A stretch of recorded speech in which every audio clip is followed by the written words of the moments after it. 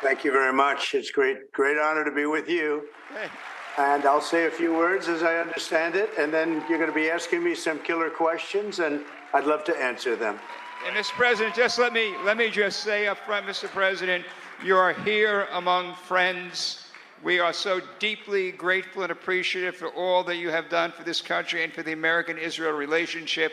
As we have said many times before, Israel has never had a better friend in the White House than were you sitting in that Oval Office. So we thank you, Mr. President, very, very much. I want to thank you also, and it's an honor to be with you. I've been with you many times and speak with everybody at the Republican Jewish Coalition. I want to thank Matt Brooks and Norm Coleman very, very much, and also the members and staff and supporters of the RJC for their tireless work advancing our values and for their incredible devotion to the Jewish community and to the Republican Party. As you know, our country is in grave, grave trouble. It's in big problemville, I will tell you that. It's like we've never seen before, in my opinion, and trouble like we've never seen before. Joe Biden and the radical left Democrats have unleashed runaway inflation, imposed crushing tax hikes like it's been a long time. You know, we gave you the biggest tax cuts in the world, but they're trying to raise those taxes right through the roof, and also crippling regulations, locked down American energy, thrown open our borders, sparked a bloody wave of violent crime and humiliated our country on the world stage like it has not been humiliated before. They're destroying our nation before our very eyes. They are destroying this nation. Breaking the radical Democrats' grip on Congress this month was vital. It was a great thing. But we've always known that 2022 was not the end, only the beginning of the battle to save our country. Now we have to take the fight straight to Joe Biden and his radical and incompetent administration, and it is grossly incompetent and very dangerous. We have to push back hard on every overreach and call out every single failure, of which there are so many. And then we have to take back the White House in 2024. That's imperative. With victory, we will end Joe Biden's inflation nightmare and rapidly rebuild the greatest economy in the history of the world. We will launch an all-out campaign to bring manufacturing out of China and back to America where it belongs. We will secure our southern border and stop illegal immigration once and for all. We will end Joe Biden's war on American energy. We'll become energy independent as we were just 2 years ago, and we will, in fact, become energy dominant. We'll restore America's strength and standing on the world stage. And finally, we will revitalize our alliance with our close friend and ally, the State of Israel. The alliance is not strong now, not even strong by a little bit.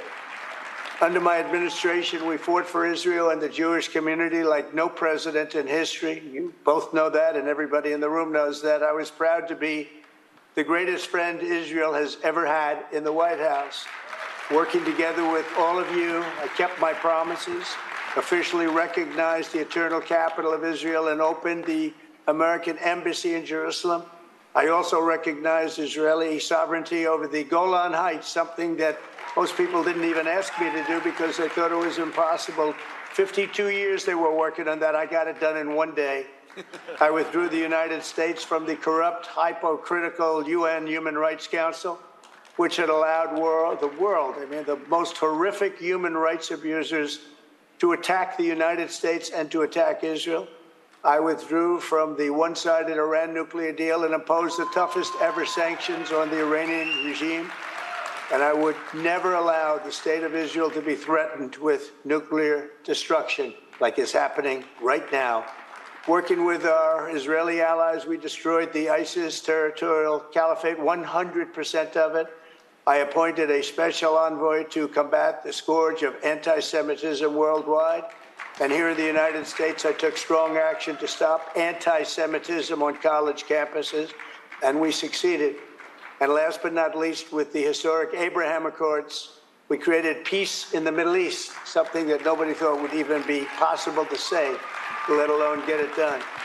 Tragically, Joe Biden has betrayed Israel and the Jewish community and squandered our amazing success. From the very beginning, he sold out Israel's security and began begging to re-enter the Iran nuclear deal on even worse terms than before. It was a disaster before, but these would be even worse terms. He unilaterally lifted key sanctions. He appointed countless anti-Israeli extremists to government positions. And he disgracefully smeared Israel for defending itself, even as the country was under attack and violent attack, including missiles being shot all over the place. When we win in 2024, the era of backstabbing and betrayal will end, and the United States will stand with Israel once more. And just as it did in my administration 2 years ago, we were a great nation. And soon, with the help of the Republican Jewish coalition and patriots all across this land, we will be a great nation again. Thank you both, and thank you, everybody, and God bless you, God bless Israel, and God bless America. Thank you.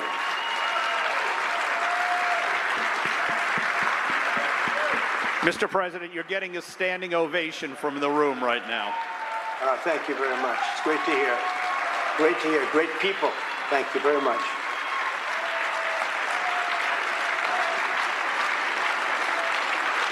Thank you.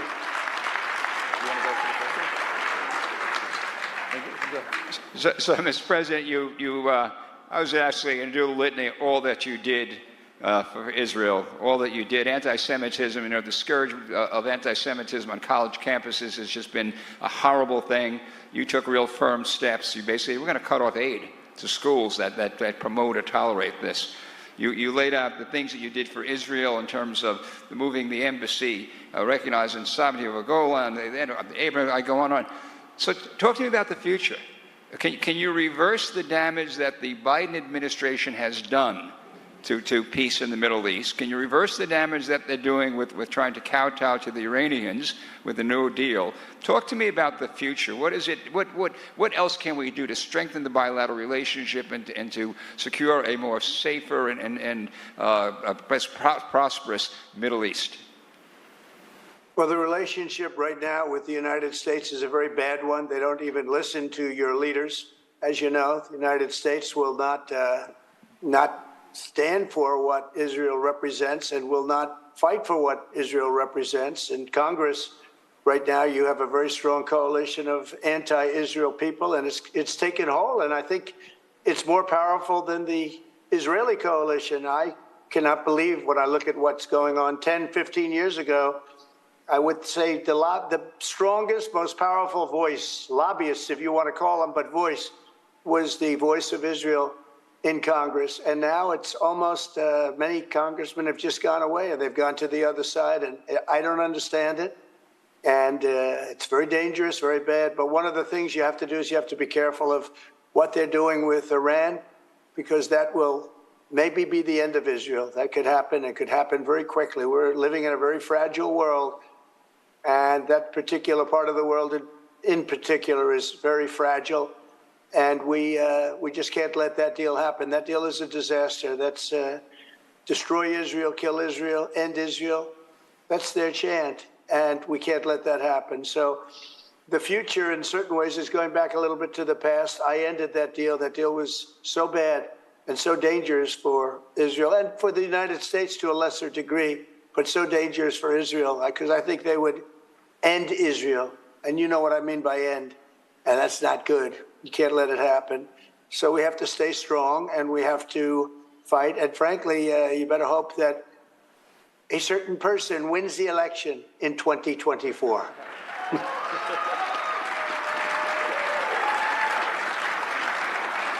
Mr. President, I wanted to pivot a little bit to current events, as in happening in real time. I don't know if you've been following. Twitter is blowing up today. Elon Musk posted a poll that had over 13 million respondents so far, asking whether or not you should be reinstated on Twitter. My question to you is, what do you think about Elon Musk buying Twitter? And if you are reinstated, will we see you back on Twitter again? Well, I like that he bought it. I've always liked him. I got along with him very well during my days as president, and I got to know him pretty well. But I do like him. I've always really, he's a character, and I tend to like characters, but he's smart. He did put up a poll, and I hear it's very overwhelming, very strong. But I have something called Trump. If you look, it's Trump-owned, but it's really fantastic. Truth Social. And Truth Social is through the roof. It's doing phenomenally well. The press hates to talk about it, but it's doing phenomenally well. I think engagement is much better than it is with Twitter, and it's taking care of voices that really want to be taken care of, and really smart voices, brilliant voices, voices that in many cases are both sides, but I can tell you there's a lot of voice for Israel, a lot of power for Israel in Truth Social. So Truth Social has been very, very powerful, very, very strong. And I'll be staying there, but I hear we're getting a big vote to also go back on Twitter. I don't see it because I don't see any reason for it. They have a lot of problems at Twitter. You see what's going on. It may make it, it may not make it, but the problems are incredible. The engagements are negative, and you have a lot of bots and you have a lot of fake accounts, which I think they should get on. But Truth Social has taken the place for a lot of people, and I don't see them going back onto Twitter. So I want to get back to the Abraham Accords because they were just such an incredible accomplishment. If you think about it, for 75 years, Israel would have 2 treaties, and then you get 4 in like 2 months. You put it all together. But again, 4. And you know, there had been discussion that there are others kind of lined up or getting ready to. What's your vision of extending the Abraham Accords? What's it going to take to make that happen? What can you do to help make that happen if you're in the right position? Well, we had a very disgraceful election. We got many millions of votes more than we had in 2016, as you all know, and the result was a disgrace, in my opinion, an absolute sham and a disgrace. But had the result, or the outcome, I guess you'd have to say, because I think the result really was incredible. We did much better than we did in 2016. In 2020, we did much, much better than we did in 2016. I was told that if we could get the same number of votes that we got in 2016, there was no way we could lose. And we got tens of millions of votes more. We got so many more. But that's the way it is. Had that been a good election, then we would have had many more countries than the 4. We had the 4, and they're great ones, and they're leaders too, as you know. And we have now a situation where nothing's happened with it. You know, the Abraham Accords are there. They're ready, willing, and able. A lot of countries want to join, but the Biden administration doesn't seem to have its act together, and they're unable to get more of them to join. We would have had, I think, by this time, 10, 12, 14, we would have had maybe all of them. That includes Saudi Arabia. We would have had all of them, I think, within a short time after the election, and they haven't signed any of them. We could have truly had peace in the Middle East, but that's a good road for peace. As you know, the Palestinians were fighting it, and we went around the Palestinians, and we even stopped payment with the Palestinians because they were making it very difficult, and they were saying horrible things about Israel, about the United States, probably about me. And I ended up saying, look, we're going to forget it. We're going to do this different than we've ever done it before. The Palestinians, if they want to come in, they have to come in last. But we, as you know, got 4 great countries, and we would have had, I think, almost all of them signed. And ultimately, probably the Palestinians would have come in at the end. But nobody's ever done that before. I actually stopped payment of $750 million a year that goes to the Palestinians, and they started behaving very nicely, I will tell you. Do we have it? What's your time frame, Mr. President? Do we have time for a couple more questions? Sure, you go ahead. Okay. You go ahead. I have a lot of friends in your audience, I will tell you that. Well, you do have a lot of friends. Which is one of the questions I have, because there's a lot of friends who are on our board, David Friedman, Jason Greenblatt. Obviously, we have a great relationship with Jared. Will they be involved in the campaign, and what role do you see them potentially having in a future second Trump administration? Well, I think so. I think that we will have them. I think we'll have a lot of new people. Some people want to go on with their life. You know, it's been a vicious group of people outside shooting at us, and every once in a while, people get tired. They want to go back to a normal life, and I understand that very much. But the 3 people you named did a tremendous job. But regardless of who it is, there'll be people that have that policy. There'll be people that have that whole view of Israel and of the Middle East and of the Abraham Accords. Everything will be very much as it was. You know, 2 years ago, Israel was never in better shape with the United States, was never in better shape in many ways with the world. You saw what was happening with the Abraham Accords, where countries that were unthinkable were signing up and really becoming partners with Israel. Nobody ever thought this was possible. And those were four tough countries. And our first one, you know it's a warrior headed by a great, great warrior and highly respected all over the world, but certainly respected very much in the Middle East. And we got great countries, and the rest were just falling in place. I mean, they literally were falling in place. We were going to get them all signed up, every one of them, I think, right after the election. But the election was rigged, and it's too bad it was, and Israel lost a lot. But we're going to be doing it again, and I think we'll bring it back to a position of great strength, and you're going to have peace in the Middle East. You were ready to have very solid peace in the Middle East. A shame what's happened. The Middle East has just been blown up all over the place. It's so bad for everybody. But you're going to have peace, and you're going to have strength around Israel, and you're going to have protection of Israel. Israel is a great, really, it's just a great miracle if you look at it. It's been a miracle what took place with Israel. Who would have ever thought it would have happened? If you go back years ago, nobody would have thought that was even possible.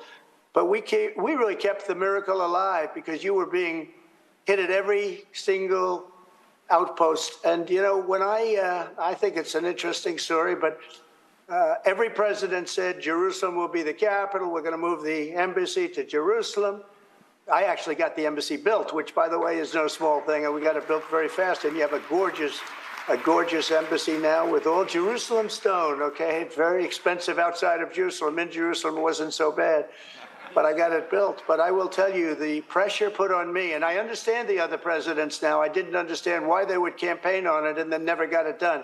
Many previous presidents to me, I got it done immediately.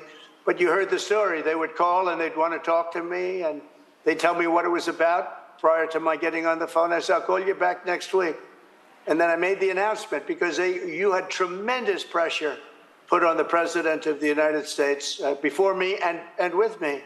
But I figured the best thing I can do is just not take the call, and then I call back next week. I had announced it. It was done. Okay, so what do you have? What's up? What's happening? Well, we wanted to talk to you about Israel, but it's a little late because you already announced it. So I said, yep, you're right. It's late. So I got it done. No other president got it done. Nobody came close. Golan Heights also. But the most important thing I did was the Iran nuclear deal. I mean, you can say, a lot of people say Jerusalem. Some people say Golan Heights, sovereignty over the Golan Heights. But the most important thing I did for Israel was a termination of that horror show. I think it was a death certificate, the horror show of the Iran nuclear deal. I think that's even more important than what we did with respect to Jerusalem being the capital. So, Mr. President, if I can, I kind of like to get into your thought process, because I find it fascinating. I served in the Senate. I was there, and there's been discussion about moving the embassy. It didn't happen. You get elected. Everyone is telling you just about, except for a few people around you, that the Middle East is going to be up in flames if you move the embassy. With the Iran deal, you had folks saying that this is you can't change it, and it's not a good. In your mind, did you kind of look ahead and say, I don't think these bad things are going to happen, or was it simply something that your gut said, I got to do the right thing, and if I do the right thing, let the chips fall where they may? What were you thinking as you had all this resistance against you, but you chose to go another path?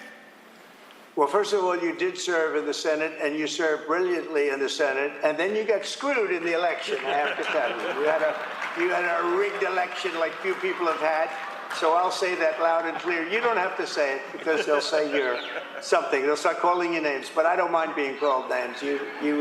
What happened to you was a disgrace, and so bad for our country, because you did a great job. No, I did the right thing. I felt I had to do it. I didn't feel that there would be bloodshed, of which there was none. There was literally none. But a lot of people said when they were trying to talk me out of it, everybody wanted to talk me out of it, including people in the administration. They said there'll be bloodshed all over the Middle East, all over the world, and there was none after I did it. In fact, 2, 3, 4 days later, I'd call people and say, what's going on? Anything happening? Every day I'd call to find out anything happening in the Middle East. We did it. I was proud that I did it. We got it built. and it was supposed to cost $2 billion. We did it for $500,000, which is a slight difference, I would say. And the only difference is the building is nicer than the one I saw that was planned. That would have never gotten built, by the way. Probably would have never gotten built. You know, we not only got it done, but we got the embassy built. And it's really a beautiful embassy and the best location. And you know that whole story. I'm sure you've heard it before, but we got it built and we got it. We have the best location, I think, probably in Jerusalem for that, setbacks, everything. So I just will tell you, it's such an honor to have done it. And I didn't do it for the praise. I didn't do it for any reason other than I thought it was right. I didn't think there'd be a problem, but the problem was what they used to try and convince presidents not to do it. And I can see the other presidents not doing it. They campaigned on it, but you got to office and it was going to be the worst thing that you could ever do. It's going to be a disaster all over the world. And I held my breath and I did it, and it was not a disaster, and it's been a great achievement for us and a great thing for Israel, and we're very happy about it. So, Mr. President, I just, one more question. You really accomplished a transformation of the Republican Party. In the Republican Party, certainly a business, big business, you know, a country called Republicans. I was having a conversation with a Democrat governor. He was talking about some county in Michigan that used to be Republican, and it's like the highest income county, and now it's Democrat. And my comment to him is you know, you're now the party of the elite. The coastal elites, the urban centers, and that's it. And the rest of the country has been transformed. And, Mr. President, you kind of led the way with that. Just a quick story. I have a cabin in northern Minnesota. It's a rural area. Every one of the working men and women, the folks that put in the docks, the electricians, the craftsmen, the retail, that's Trump territory. That's red territory. In fact, my wife and I at one point saw a Hillary sign in the distance. And we thought, wow, I can't believe there's a Hillary sign in this county. And we drove up to it, and it said, "Imprison Hillary." That was the only Hillarys. True story. True story, Mr. President. But my question for you is a challenge to the future. So we have the middle of the country, the heartland is red. The Democrats control the coastal elites, you know, some of the urban centers. We're having a battle, though, in the suburbs. And we're taking some shots there. We're taking some hits. How do you pull the Republican Party together, keep that coalition that you created, at the same time kind of get back some of what we need in some of those suburban areas in order for us to be victorious both in the Senate and the House and in the presidency?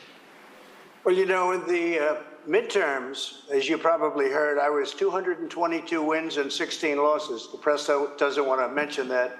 And the Republican Party got 5 million more votes than the Democrats. Nobody ever talks about that. And we did actually very well, and we took over the House. It would have been nice to do more, but there was a specific reason why it was going to be tough. You know what that reason was. It was a tough issue, and it energized the other side, and people came out on the other side for a specific purpose. And it was unfortunate because in many ways it was such a great achievement. But there was a specific issue that made it more difficult, but it was the right thing. It was very much like what we talked about with respect to Jerusalem. It was the right thing to do, and you do the right thing. But I will say this, that the Republican Party is a much bigger, more powerful party than it was before I got there. It has much more influence, as an example, the House, but we have a lot of things coming up. We have in 2 years, great numbers for the Senate. We have, I think, unbelievable numbers for the White House. And I think the House will do very well. It's stages. We did a good job. We did a good job 2 years ago. You know, we were supposed to lose 36 seats, and we ended up winning 16. I made town hall calls. You call them town hall calls to large numbers of people, both for Senate races and for House races. And we did well last time. And this was, you know, far more than inching up. But now we have the House, and I think very soon, and next one we'll have the Senate. We'll have the House, and we're going to have the White House, and we'll be able to do some tremendous things, really tremendous things. But I just want to say it's an honor to have worked with so many friends who love Israel. They love Israel like nothing else, frankly. And Sheldon Adelson was in my office a lot. He loved that. He loved, with his incredible wife, by the way, Miriam, was in it. They were in the office so much, and what he talked about was Israel. That's all he wanted to talk about. He loves the United States, but he loved Israel, and he saw Israel under attack. And I think he probably had a great influence on me from the standpoint of explaining things and explaining how important it was. But I knew that before I spoke to Sheldon and Miriam, and I've always had it in my blood somehow. I grew up in Brooklyn and Queens, and I got along so well with the Jewish community. My father was a builder in Brooklyn and Queens primarily, almost, he loved to build, and his friends were almost exclusively Jewish. And I just grew up with a great fondness and a great feeling for Jewish people and for Israel. And I hope people in the United States share that, because some people in the United States, Jewish people, don't appreciate Israel the way they should. And I'll tell you who does appreciate Israel very much are the evangelicals, because the evangelicals are on your side. The evangelical Christians, they really are on your side. But I appreciate Israel, and it's an honor to have, I think, done far more for Israel than any other president. I don't think any other president even comes close. And that's a great honor for me. And I just want to thank you for your time. And this has been terrific to talk to both of you and to everybody else that's listening. Thank you very much. Mr. President, on behalf of the assembled here and all of our members across the country, thank you for all that you have done. Thank you for being with us and standing with us and for your leadership. And we are grateful for everything. Thank you, sir. Thank you very much. Thank you, everybody.